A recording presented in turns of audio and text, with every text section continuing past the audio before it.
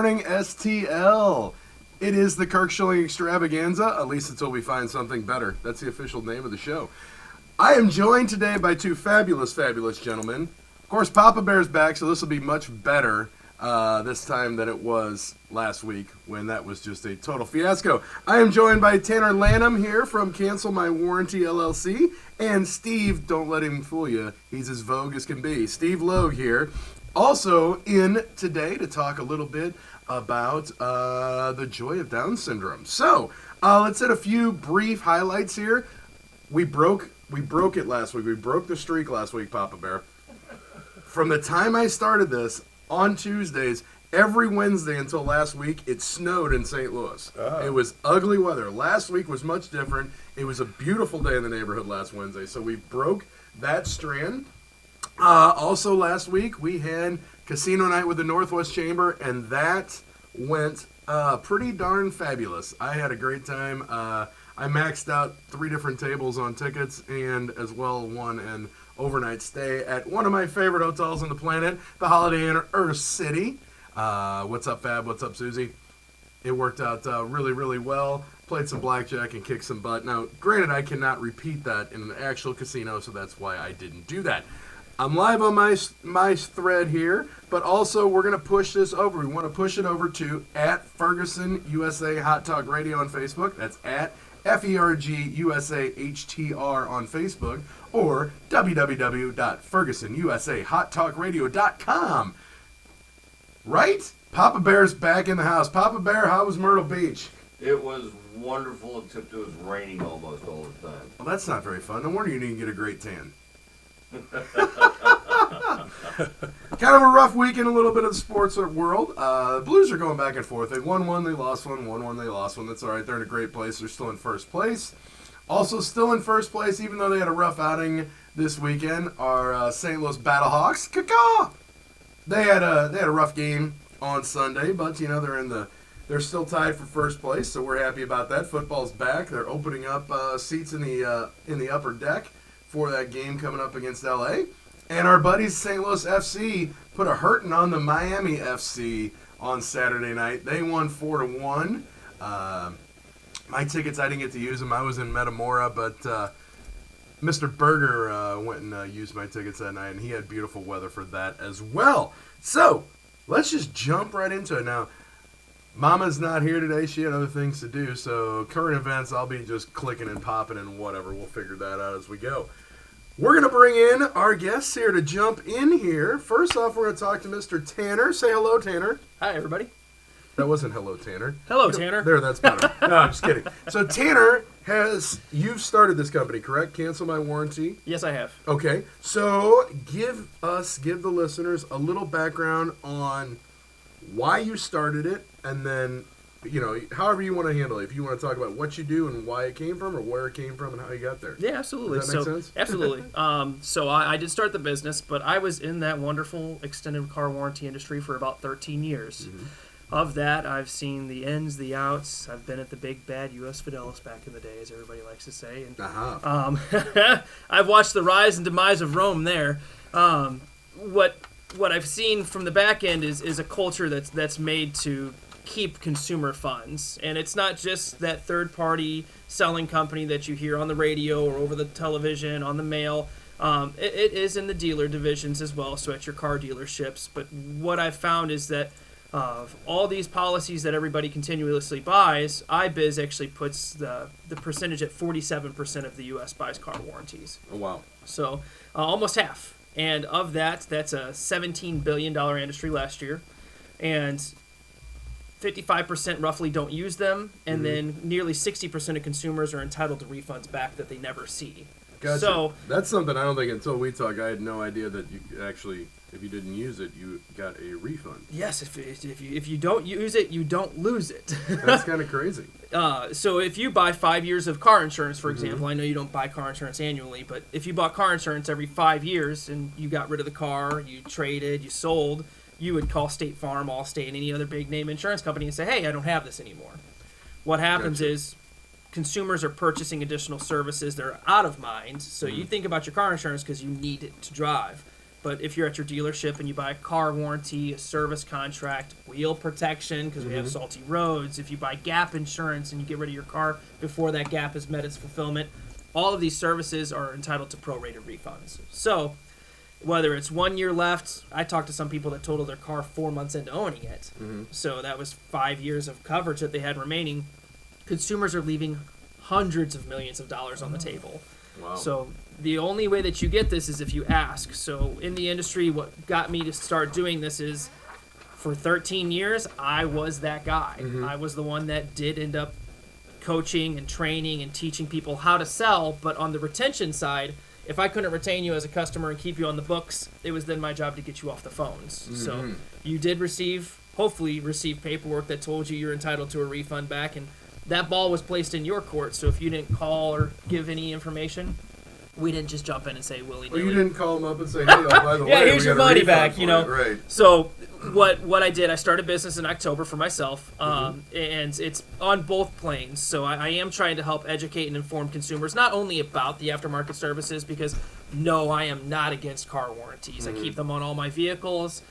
There's good, there's bad. Not all selling companies do practice this. A lot of time, if you use the same dealership, if you go to a big name dealer here and you keep using that dealership, you may find a different experience than what most people find, because if you trade dealerships, that other dealership's not going to chap so-and-so's rear end by getting that money back for you. So ultimately, it is your job as a consumer to seek this out. So to date, I've actually helped raise my average. Actually, our average refund that we find now is $1,100 per policy. Oh, dude, that's like a lot more than what we were talking about Yes. a couple weeks ago. Wow, we were that's at about awesome. 800, but Yeah. we keep having the $2,000 ones come through. So I'm working for a woman in North County currently who owns a business, and she's got a vehicle. She's getting $2,500 back because she's getting $2,000 back from her car warranty, $400 back from her wheel and tire protection. So there's more than one avenue to find all that money, and that's what I specialize in. Is so getting the word out and making sure people know that if you have ever had, and it's not just your current vehicle. My oldest refund is 18 years old. Wow. So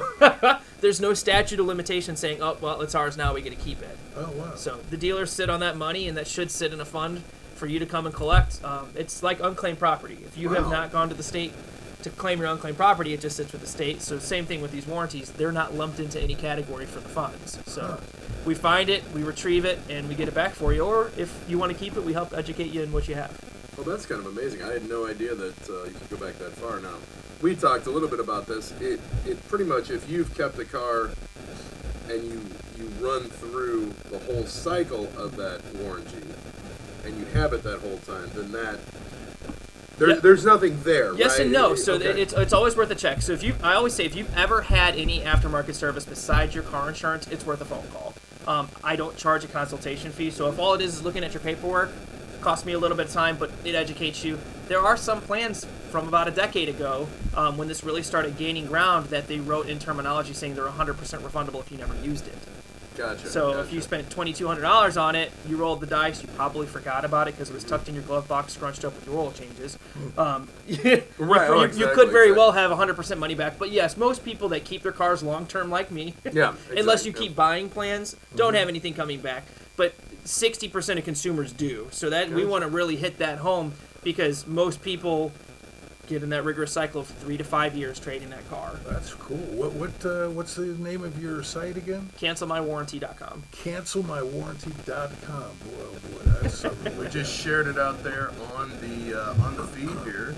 If you've got, I mean, heck, you're gonna go hold Tanner. If you've had a car, I would think really some people that probably may have lots and lots out there, people that do like cycle through new cars every few years, I would think really could possibly have some money that's sitting there they don't even know about. Yeah, the average we find is I usually end up finding 3 to 5 vehicles that customers have bought coverage for.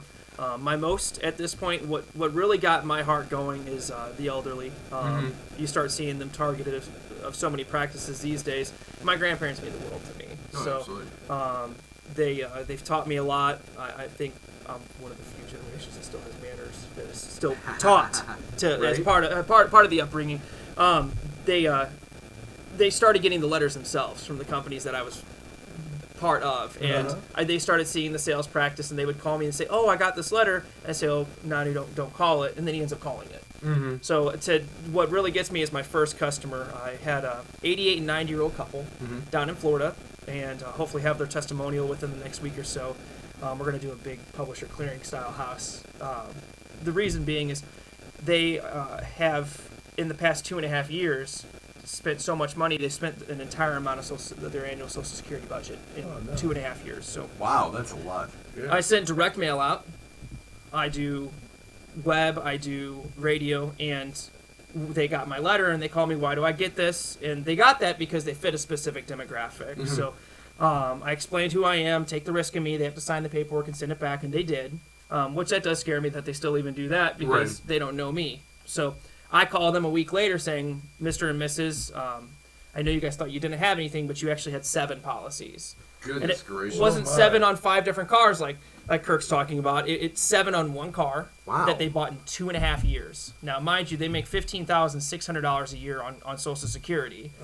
So they spent $15,200 on car warranties in 2.5 years. So I've talked to customers who can't afford their medications. I've talked to customers who can't keep the lights on or pay for their heating bills. And this is one of those reasons because it's hitting these elderly that don't remember, don't recall, or they get bully tacticked into buying these. You know, what happens if you break down? Heaven forbid you break down. You can't afford $1,000 repair, so they Nobody buy wants it to and they lose buy their it car again. that they need. Right.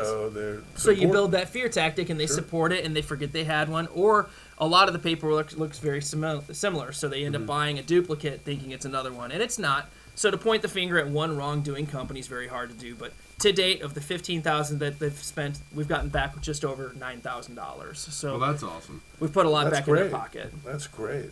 And you've just scratched the surface. Yeah, we're just getting started. Just getting started on this. oh Wow. my goodness. And I guess, I mean, a lot of the times, I mean, so let me ask you this question. So like the policies that you're finding, are they all dealer based, or I mean, for God's sakes, I get these phone calls like once a week from, you know what's weird? This is how the algorithms of the world now. So like, let's say I'm actually expecting a call from Milwaukee, Wisconsin. I get a scam call from Milwaukee, Wisconsin number. I swear they're reading my mind, you know.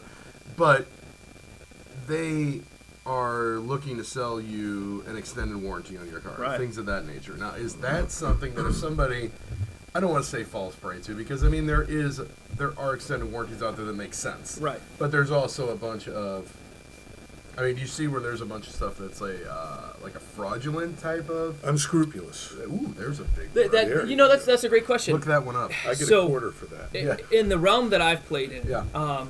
the best thing about this is you guys never buy them from a company that actually sells them. So every single person that you buy coverage, warranty, service contracts, they call you. They're all brokers. So you're not dealing with the big names here in St. Louis. You're not dealing with anybody in Detroit. You're not dealing. It's just nationwide, 3-party system that you got a seller or a broker. So your car dealership or the person on the phone, they're both a broker. They sell for different parties. So your dealership, if you have a Chevy, is going to sell for General Motors protection plans, and they might sell for Allstate, or CNA is very large here in Missouri. But those people on the phones, they don't carry the manufacturer plans like the General Motors protection, the Nissan, the Honda, or Toyota Care. They're going to sell for other big name companies. Some of them might still sell through CNA. Here in St. Louis, you see a lot of American Auto Shield, a lot of Endurance is actually selling their own programs now. It's to say that one program's bad. You can't do it. What you have to do is understand as a consumer what you're buying. So, if you have under 60,000 miles on a car and you want to buy a warranty, absolutely, your odds of rolling the dice and getting close to a bumper-to-bumper coverage is great. Now, who you get that from is going to beg the question of what type of additional benefits do I have? Because everybody says, oh, you're going to have rental vehicle, you're going to have towing. But they don't dive into the nitty-gritty. You know, I've had plans that have paid directly. I don't have to jump through hoops. I take my insurance card in, take my credit card in, they put me in a rental. Now, other plans are going to be a reimbursement program. Just like your poor car insurances, the lower you pay for the car insurance, the same thing with the warranties. Your parts negotiation. Okay, well, I want an OEM bumper put back on my truck. Well, your insurance is only going to pay for a sort of fit. So Oh, I got you. same thing applies, and a lot of consumers don't understand that. Now, after 60,000 miles is where you're going to start rolling the dice. So after 60,000 miles, you've got 2 other levels of coverage that can be sold, and this is where people start hearing the terms powertrain, enhanced coverage. So between 60 and 100, you're still getting things, but you might not have seals and gaskets. So no, your engine's not bad, but you got a blown valve cover. Sure. Well, now you become a complaint because that's a $600 repair that you don't want to pay, but you thought you had warranty that was going to cover it. So I used to be on the receiving end of those phone calls every day and training people how to overcome objection. It's not that they're bad. It's understanding that I have over 60,000 miles on my truck. So I know that, if I've got struts that go out, it's not covered. If I've got a valve cover that goes bad, it's not covered. So there's none of them that are bad, but I would say tackling and regulating these sales practices, because even at your car dealerships, sitting down at a dealership these days, you no longer go in saying you want to spend $22,000. You go in and the first question they ask is, what are you looking to spend? And the first thing we all rattle off is a monthly payment. I want to keep my payment under $300. So what we've seen introduced over the past decade is, I'm sure they've always been available. I wasn't buying cars that long ago. Right. What you see happen now is 6, 7, 8-year car loans for people to make these feasible payments. Gotcha. So they're extending the loan out and making it so that the payment fits your monthly payment window. That finance guy also builds in all that stuff now, though. The So warranty and everything's in you the go sit loan. down.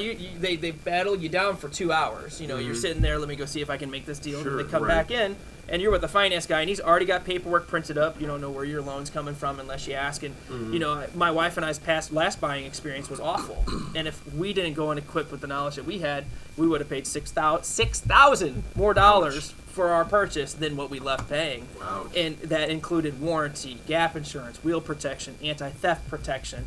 They wanted to do etch on the windshield to if it gets stolen. There was a slew of $6,000 worth of built-in additions that if we didn't say anything, we just said, "Oh, hey, your payment's where you asked it to be. We made it $298, so $2 under your tab." Oh, wow. That's really convenient, right? They just do a great job of that. Yeah. That's kind of crazy. So, what's the best way for people that are interested or that just aren't even sure? Like you say, you'll consult with somebody free of charge just to find out if there's a possibility.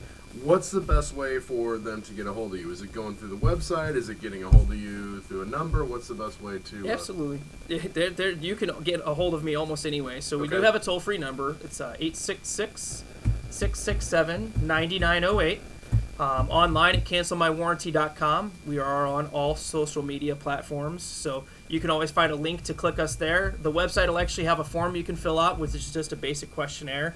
That's the thing. Everybody thinks they need to go to their filing cabinets and crack it open to start talking to me.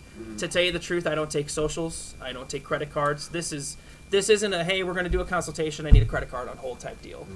Faith-based, I'm going to make sure we get your money back before you ever see a bill, because I've had customers go to put a check in their account and it has bounced. So we will make sure you have the money before you even get a bill. And you only get billed for the services if you get something back. So it's a simple questionnaire: name, phone number, and address. We do send out legal paperwork with a power of attorney, which is specifically worded only for aftermarket services. So I know that POA scares a lot of people, giving somebody authorization to handle funds. But it is specifically just for services on vehicles. And then we do check the states on claimed property if there's anything hanging out there. But from there, your name, phone number, and address, if you can tell me any additional information, like what dealerships you tend to use, where you came from. I have a customer right now that lives in St. Louis, but she's from Texas. So I said, give me your cities, give me your makes of vehicles. She doesn't remember if it was an F-150 or a Ford Escort. Oh, whatever it is, we'll narrow that down to Grapevine, Texas, and start zeroing in on who you buy your car from. You don't have to have a ton of information to find out what you purchased, especially if you've got authorization. But the dealerships will call. The reason people don't do this on their own now, number one, they don't know about it, but number two, I spend 45 minutes on hold sometimes just to get through to a person. Oh, wow. Yeah, that's... They're built to wear you down and deter you from doing it. Sure they are. Yeah, they want to keep the money. Yeah. Yeah. Oh, of course. I mean, they don't stay in business and make lots of money by giving it back, right? Yeah. Right. All right, so you guys on the live feed, here's what we're doing. I started it on here. I just sent the link on there. tune in to Ferguson USA Hot Talk Radio on Facebook to keep watching. You just get a teaser today. See, we're going to push everything through there because we want traction on there. All right? So I will see you kids later. Now, we're still going here on Ferguson USA Hot Talk Radio. We got Tanner Lanham in here. We've been talking about cancel My warranty. LLC and cancel my warranty, yes, on Facebook.com, etc., etc., etc. Great service. That is cool. That is cool. So we're going to switch gears a little bit here because I want to get Mr. Steve in here. And we're going to... There's the books. I was going to say, we got the books there. We don't have to show them off. So, I was introduced... I just met Steve this morning, actually. So let's go... So this is all Papa Bear's fault. Well, in a good way. So, Papa Bear, you want to throw the story out of how you guys met and how this connection got made?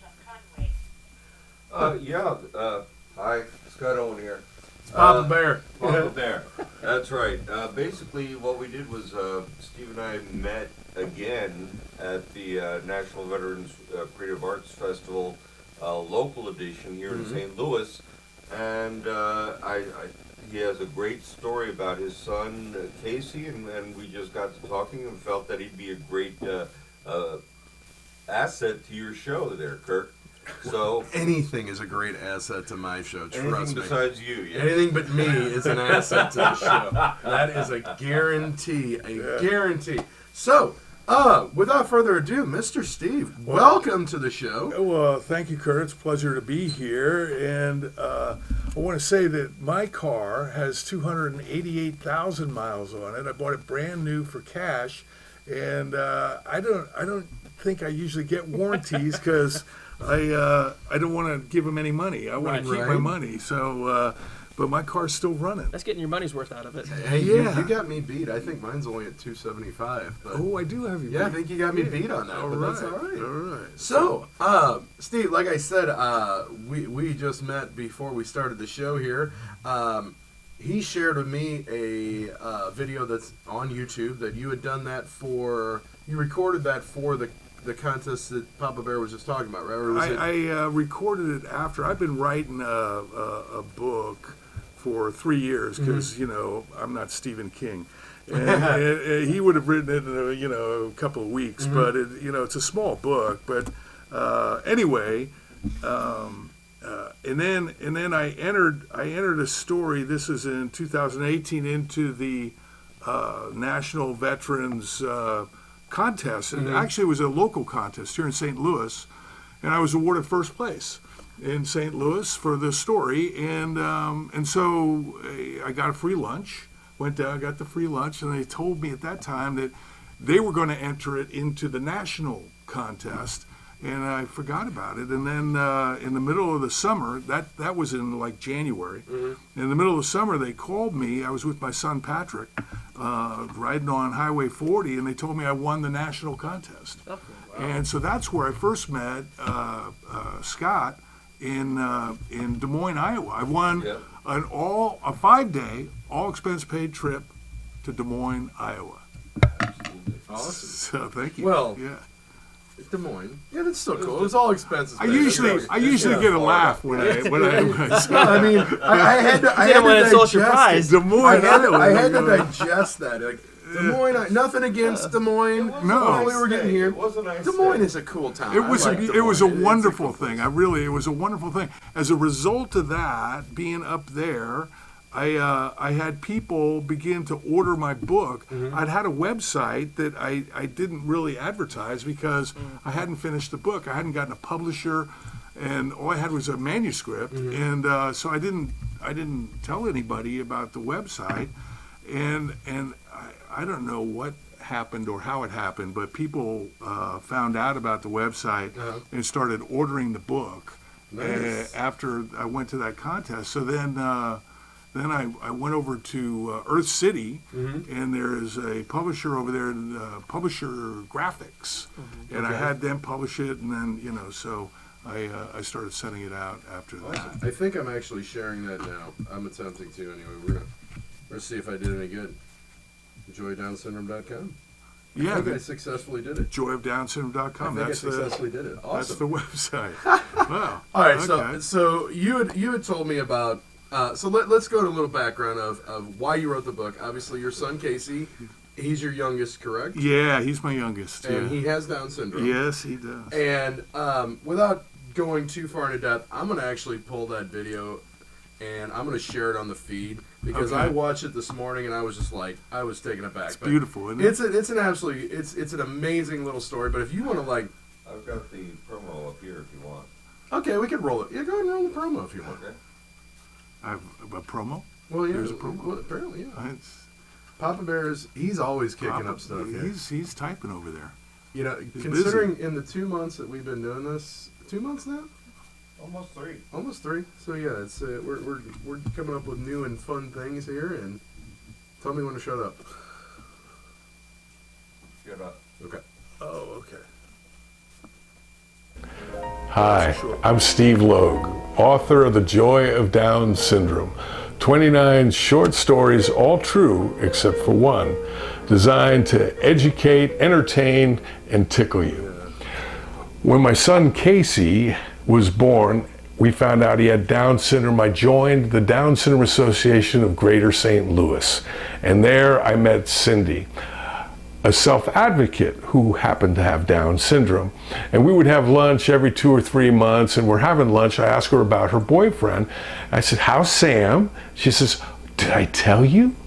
We're getting married." I said, "Oh, Cindy, that's wonderful. Congratulations." A couple months go by, we're having lunch again. "Cindy, how's Sam?" "Oh, did I tell you? We're not getting married." I said, "Oh, Cindy, I'm so sorry. What happened?" She said, "Well, I just decided to wait until he asks me." The Joy of Down Syndrome, available at joyofdownsyndrome.com. Excellent, excellent. So that is just a little snippet. I just shared the link to the video I was speaking of. I gotta hear it live. I gotta hear a little snippet of the basketball story. Well, there's so many stories, and I, when Casey was born, we were devastated. I didn't want Down syndrome. I didn't wish for it. And instead of celebrating, I actually had tears coming down my cheeks. Right. Mm-hmm. So Casey's 20 years old now, and through the years, I've met so many people with Down syndrome that. I started to, question why it is I felt that way. Mm-hmm. Why was I devastated by the news when actually I should have been jumping up and down because only 1 out of 1,000 get to be Down syndrome, and how lucky I was to have a son who brings me more joy than everybody I have ever met in my life to the power of 10. You understand the power of 10? It's a big number. Deal. It's a big deal. And when my wife at the time, we're divorced now, had a girlfriend who was 40, and she was pregnant and she was afraid, and she asked, if you could, would you trade Casey back for a quote unquote normal child? And I laughed out loud immediately. I said, I would trade my other two children for kids with Down syndrome, but I would never ever trade Casey because he's brought me more joy than everybody. Sorry, Patrick and Julie. Yeah, sorry about that, but and they know I love Casey more than them, and that's just a well-known fact. But we all do. And so certain things happen. I got a children's story in here that I made up. My wife used to read to the kids every night, and somehow I didn't like reading. I liked making it up because I could control the narrative, and if there was a game on, I could shorten it. It's a short one tonight. Sorry, Right, but exactly. I got a life too. Exactly. And you're I'm gonna going steal that page. You go to sleep anyway. So so I started to make up a story for Casey, and it was once upon a time there was a little boy who lived beneath the moon because he was sitting in my bed. He still sleeps in my bed. He's 20 years old, and he's got his hands under his chin, and he's looking out the window at the moon coming through the trees. Oh, wow. And so I started the story. Once upon a time, there was a little boy who lived beneath the moon, and he fell sound asleep. I thought, wow, I didn't even get... Now, my policy was I only tell the story one time. I never tell it a second time. my daughter would ask for a story. I go, no, I already told that one. She goes, Dad, you cannot keep making up stories. I said, well, yeah, I can make up a story about anything. She said, no, you can't. And I said, I can. I said, try me. She says, chicken bones. I said, geez, give a guy a break, will you? Right. But anyway, the ensuing story was about a murder that happened. They found chicken bones in their throat. And so I can make a story up about anything. And so, but with Casey, he fell asleep. And so I tried the next night. And once upon a time, there's a little boy who lived beneath the moon. He fell asleep again. Wow. And this went on for 6 months. And in the interim, I start to tell this story at work, and people go, that's a good story. And they go, you ought to get that story printed. And I'm thinking, yeah, maybe I could get it printed. Maybe I could get somebody to illustrate it, and it could become a book. And so because I had to tell the story, I never really got to tell it to Casey because he kept falling asleep. I ended up memorizing the story. And then I tried to get artists to render the story. And for one reason or another, nobody could do it. I would give them pictures, and a year would pass. I got nothing back. And so we were going through San Francisco International Airport, and Microsoft was promoting a software for artists. And there was a fella, a black guy, that was getting his picture rendered for the software that this guy was doing, and it looked just like him, right? And so I was watching it, and it looked just like him. So I sat Casey down, and I go, do one of him. So he did a drawing of my son, and the drawing didn't have Down syndrome. And it would have been like making the black guy, Chinese or white or, but he didn't do that for the black fella who was before Casey. And I walked away. So I was going to ask him if he would do the renderings for my children's story, Once Upon, The Boy Who Lived Beneath the Moon. But I didn't ask because, he'd left out the Down syndrome features. And I walk away and I'm thinking, well, what did he think I'd be insulted? What was the deal? And I started scratching my head. And it started to occur to me that, that the feelings that I had about having a son with Down syndrome, the devastation that I felt at the news, was a social phenomenon. It's not just me. Yeah, I was going to say, it can't be just you that had that feeling. No, everybody, I think that, and I get it's probably across the board. It's probably not just Down syndrome. It could be MS, could be anything that you get this news from your doctor that your child that's about to be born or is born has something different about them. Right. From normal, as they call it. I'm doing that for the camera, normal, because they said I was normal. And yeah, but even, that's, but yeah. Everyone is different. Everyone, Absolutely. No one looks the same. Everybody's voice is different. We got different hair. Everything is different, but we think we're the same. Right. We somehow we have this social belief that we're all the same, so that when the obvious comes out that they're because the Down syndrome, they look different and they sound different. They have difficulty speaking because their tongues are a little bit larger than the size of their mouth, so it's very hard for them to articulate. And Casey, what it takes you a second to come out with and say, he might take 5 minutes, just trying to articulate it. But there's probably days that he's better than me, because there's times I can't. You can ask my wife. I sit there and try to come up with a thought. It takes me half an hour. Right. Even on his show. Even on the show, so exactly. the reason I bring that up is not to bring everyone down, but the idea that there was this social. So I started writing, the joy of Down syndrome. I thought people don't know, and so I just wanted to write a book that was just about the joy of Down syndrome, the joyous things that they do. I'm not going to get married until he asks me. Even though we're already planning the wedding, right. I've decided to wait until he asks. And you know what I thought? I thought, how many women in America could say that same thing? They're already planning their wedding before they've even been asked. And I'm thinking more than just Cindy. There's more than one.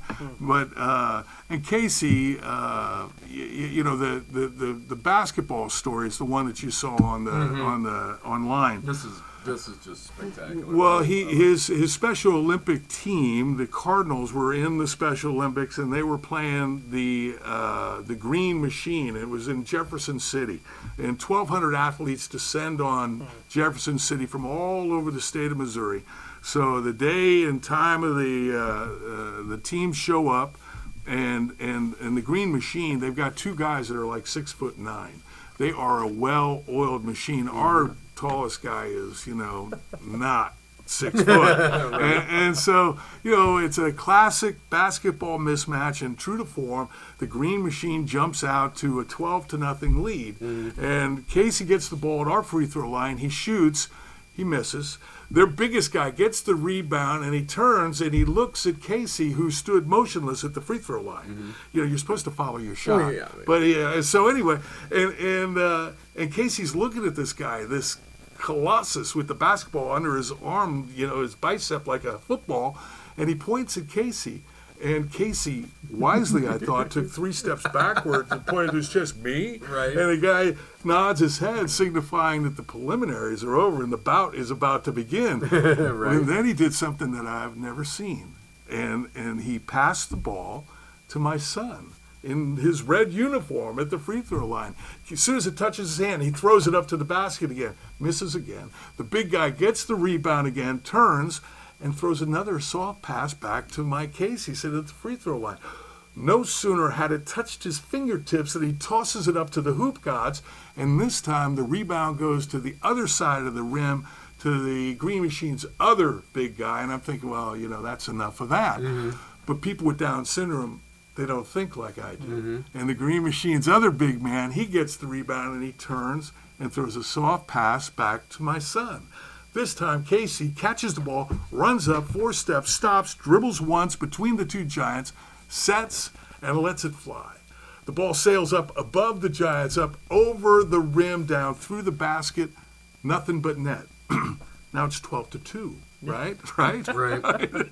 Well, Casey leaps into the air, both fists clenched at the end of his vaulting arms, and he pirouettes 180 degrees in midair, and he lands facing me, sitting in the stands, and we are eye to eye. And his smile, oh my God, his smile, he's just beaming. And there's certain things that, we just have to see in our lifetime. We got the Pacific Ocean, Grand Canyon, but you have to see a child with Down syndrome smile, because it just will light you up. And his smile bounced against my chest, ricocheted back to him, spiraled through his body like a barbershop pole down to his feet, and he starts running right at me, both arms up in the air, and we're eye to eye. It's like we're the only two in the stadium, and he runs off the court up into my lap, and he throws one arm around my neck, and he starts to rub the top of my head with his knuckles, giving me noogies, right?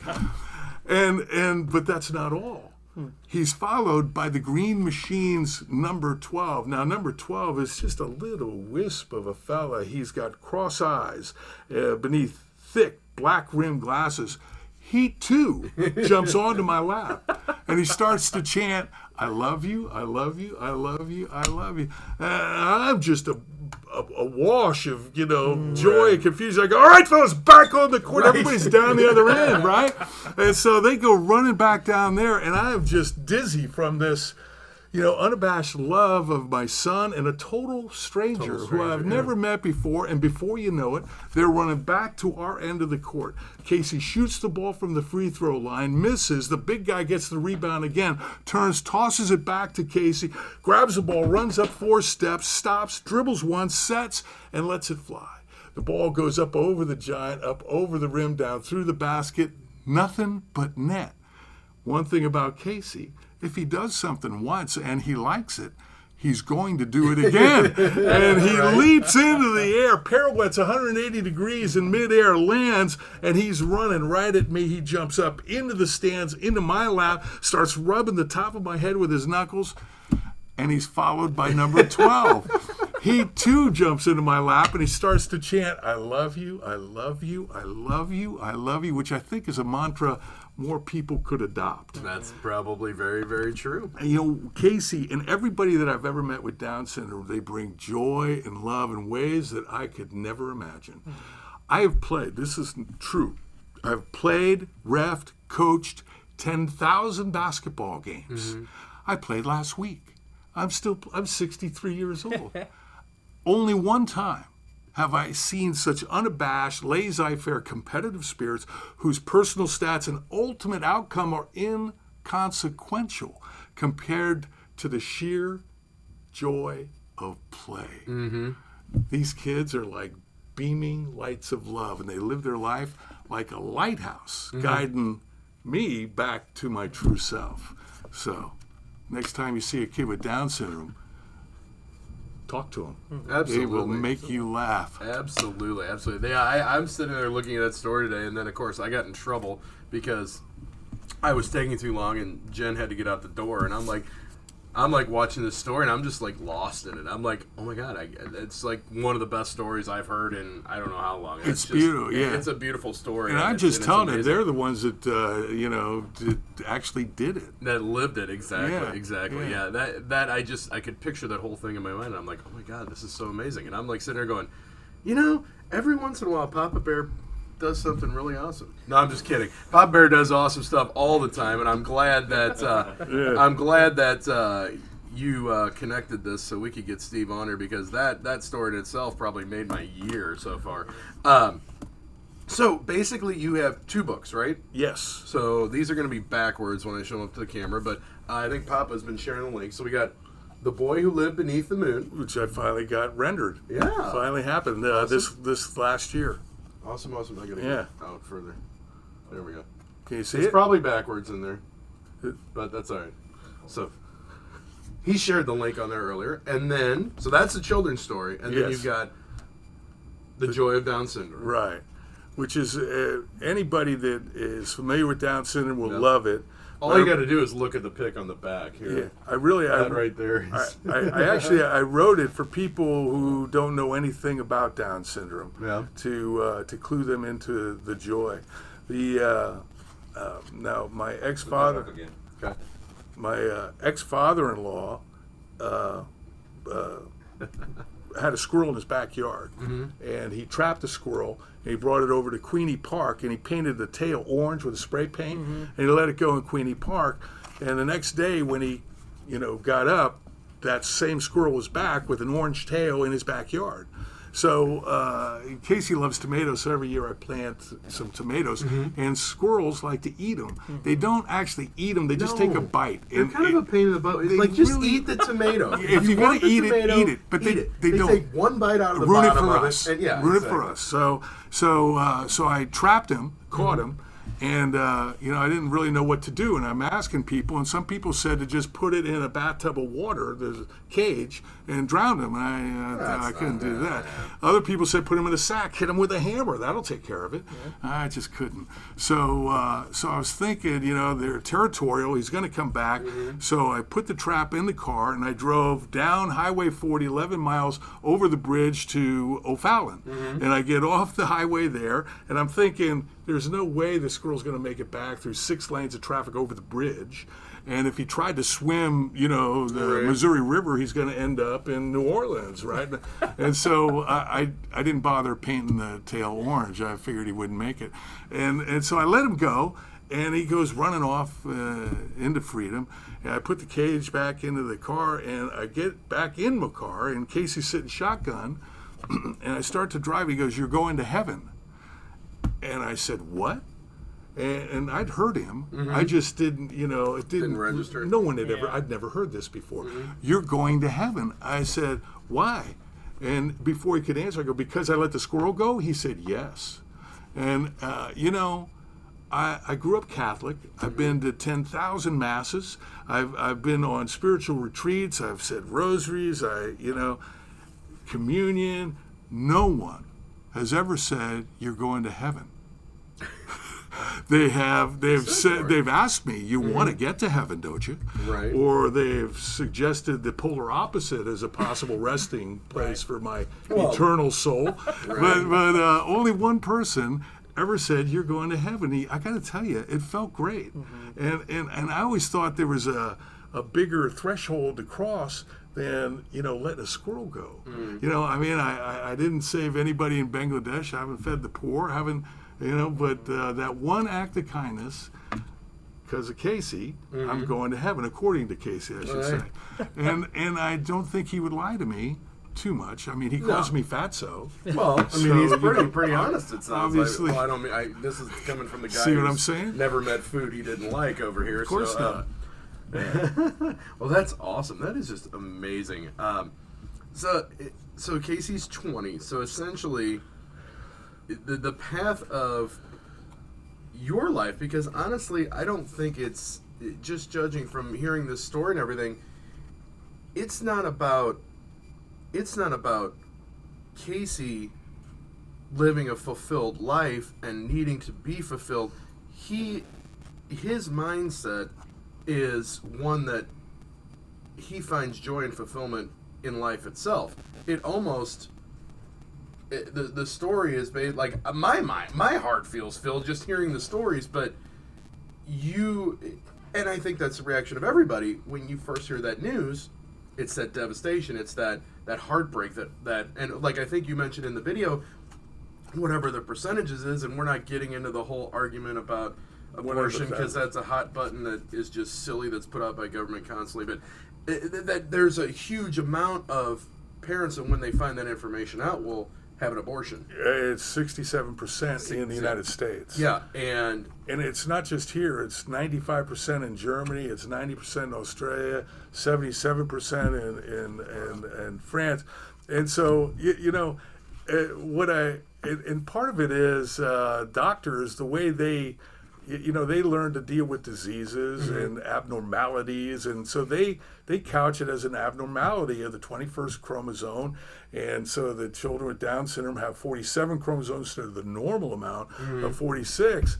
And what I would love is to see the medical community just readdress their kind of definition, because what I experience is that little extra chromosome acts like a supercharging, jet fuel on love and joy and kindness and friendship and all the things that we hold dear as human beings. And it almost, seems to me what they're doing is be like a scientist describing the sky as, made up of gases and, and the width and breadth and all of that without ever mentioning the color blue, where, our experience is, it's blue. And with these children, our experience is joy. And they bring it in spades, and they bring it like, a heavyweight fighter, with a boom. So, that's what I would like to see. And I've been trying to work on, I would love to get the Joy of Down syndrome as part of their curriculum. Absolutely. To read. They got to read books out the wazoo anyway. This will take an hour. I don't see that. I mean, I know a few doctors out there. We know some people out there that know doctors. I think we need to start that movement right now. I think this could be. I mean, I have yet to read the book because obviously, like I said, we just met. Yeah. But I mean, I see this being something that it's a decision, and it's a decision everybody has to make individually. But you need to be educated across the board before you make a decision, and I think that happens too often, not just in the medical field, in all fields, where somebody has a personal opinion, and that personal opinion comes across to try and influence people's decisions, whereas something like this is that counter opinion that, why shouldn't a family that may be having a child that has Down syndrome read this book first before they make a decision? Well, it's like, I think the way they should announce it is go, oh my God, you got a child with Downs, you're carrying a baby with Down syndrome. Pop the champagne, bring everybody into the office, go, she's carrying a baby with Down syndrome. Can I touch the stomach and hope that maybe some of that joy will come off on me? Because it really is, they are, to a person, they are just full of joy in ways that you could just never even. I had a woman tell me a story. This is silly, but she her daughter had Down syndrome. She was learning to ride a bike, right? So she goes, well, turn around when you get to the corner, and so the girl went to the corner, stopped, and turned around, looked at her mother, and did what you told me to do, and then she kept going. She kept going, and her mother got kind of peeved, and then the next day it happened again. She went, she stopped at the corner, turned around, looked at her mother, and then kept going. And it was finally the mother realized that she's doing exactly what I told her to do. She's turning around when she gets to the corner. Right. Just not quite the way what I had it in expected mind. to be. Right. Exactly. Right. Exactly. Just because she got it wrong doesn't mean her daughter did. Right, exactly. So it's just they're just beautiful people. And what I tend to think is that they live in this moment more than us. And you're talking about Casey just being who he is, and I'm satisfied with that. And we grow up and we've got goals and we have aspirations, and our thoughts are geared to a future that doesn't even exist, but we're taught to you write down your goals so that they'll really come true, and in doing that we miss the moment, and these kids never miss the moment, and they bring the moment to me in more ways than I count. It makes me laugh, and it just warms my heart, and like I say, I just want people to know that if they're lucky, they'll have a child with Down syndrome, and it's a blessing. It's a huge blessing that they will celebrate forever. Anyway, we're passing notes back and forth. Oh, we always I do feel that. like a kid Papa in Bear grade and I, school. we're all of a like sudden. kids in grade school. We Yeah. just don't worry about getting caught. Good. Like me? Yeah, do you like me? Check yes or no. We've gone George Strait here. So, besides the website, what is a good way that people can get in contact either with you or to buy the books and things like that? Are they on...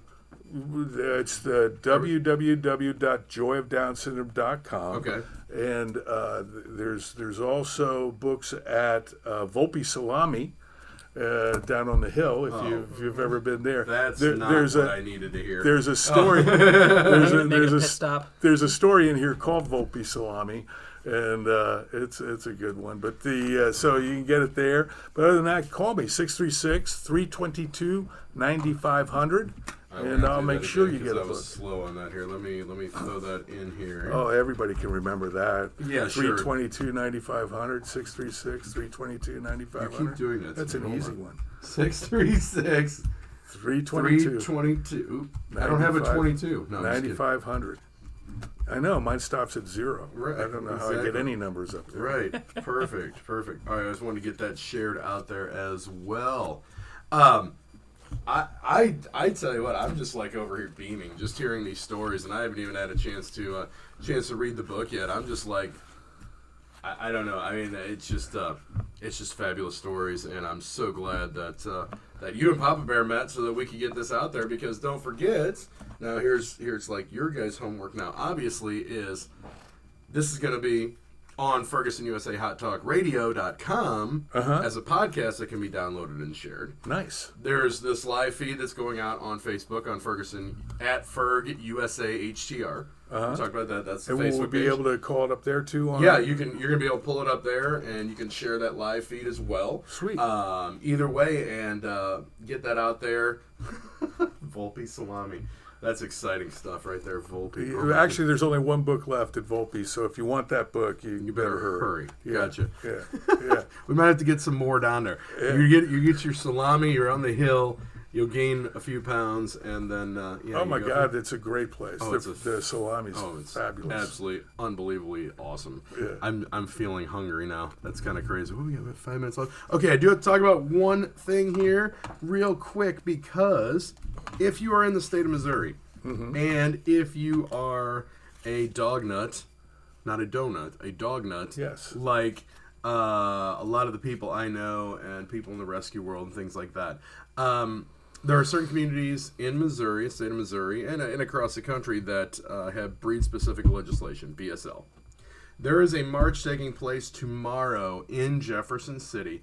So, if you aren't familiar with it, the Animal Justice League of America was formed by an awesome man by the name of Shane Rudman, and he is tackling, he is going hardcore at animal abusers. and things of that nature. And you can learn a ton of stuff by finding him on Facebook. He's maxed out at likes there, but you can check out Lucky the Pitbull. Lucky's story is amazing and everything. My wife is heading out with a whole gaggle of people tomorrow out to Jeff City. It's from 9:30 till noon in Jeff City. There is legislation that's been pushed forward by Shane to end BSL in Missouri. There are some communities locally. If I remember right, I think Florissant ended theirs. I think don't quote me on that, but I believe Florissant ended theirs, which is great because we're talking about what? Oh, geez, I just lost the word. Prejudices, let's call it. Yeah. Biases. Yeah, exactly. For those that have ever had a pit bull as a companion animal, trust me, they are the biggest lugs that just they want to lay around, and they're awesome. And BSL is because of communities and things like that. You know, people can't adopt those dogs in those communities, and so they're estimating that possibly 10,000 lives a year just in the state of Missouri by ending BSL can be saved by doing that. So, if you're in the Jeff City area, if you want to make a road trip, if you want to meet a gentleman who is an absolute fireball, just like Steve, Shane Ruman will be there. Make sure you check out the Animal Justice League of America. I think I can share that, maybe. I'm going to try to anyway. But that's taking place tomorrow. So definitely make sure you get on board with that. Oh, April 6th, I'm speaking at the Webster Groves Library from 6 to 8. Okay, on the Joy Down Center. April 6th. Shameless plug there. No. We like those shameless plugs. Yeah. So Steve is on April 6th. 6 to 8. 6 to 8 p.m. at the Webster Groves Public Library. Just going to get that in there, and then we'll find some more information on that as well. I just spelled library wrong. Is that terrible? That's pretty terrible. That's all right. Yeah, you know. Yeah. And then you had mentioned March 21st is National Down Syndrome Day. So that's coming up in a week and a few days. Yeah. I'm sure there's going to be a lot of interesting I think there's a walk later in the park that they're doing for to raise money for the Down Syndrome Association here in St. Louis. Awesome. That is absolutely spectacular. And before we run out of time here, it's about the 2-minute warning here. Definitely want to thank you for coming on, Steve. It was an absolute pleasure having you on here. Tanner, thank you, Kurt. As well. Thank you for coming on. We shared those links out there about cancelmywarranty.com or cancelmywarranty.com, as well as the joyofdownsyndrome.com. Those links should all be in the feed for you to follow up on. Let's see, anything else we got exciting coming up? The Blues are still playing. The Battlehawks will be in action this weekend. St. Louis FC is playing on the road this weekend. The weather is going to be a little rainy and crappy, it sounds like, for the St. Patty's Day festivities on Saturday. But, St. Patty's Day, that's Guinness time, not Corona time. Ha! I make stupid jokes like that sometimes. Oh, yeah, that was terrible, wasn't it, Papa Bear? Other than that, we'll have a Business and Beers update hopefully next week of what's coming up with that. Other than that, I want to thank you guys again for coming on. Papa Bear, as always, it was so much better with you here because I made a mockery of it last week. It's so bad just because, I walk in with a hat like this and my head disappears. See, because I'm an idiot that wears a green hat. So tune in next week when I'm all in green and I'm a floating head. Anyway, thanks a lot, gentlemen. STL, love you all. We'll see you again soon. Thanks, Kurt. It is St. Patty's Day. Yep. It will be St. Patty's Day. That's awesome. Now I got to vote. Yep. Yeah, today's did you? Mine's next week, actually. I found that out this morning. My stuff is next week because I'm an Illinois kid. Oh, so okay. I got to do all my stuff next week. You got to travel over there. Yeah, my son, I don't think he's going to be able to vote because he's in Toledo, Ohio, working. He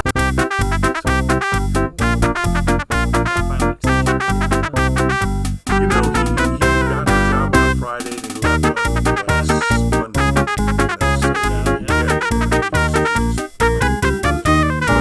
So he wanted to thanks for the shameless plugs on the that energy.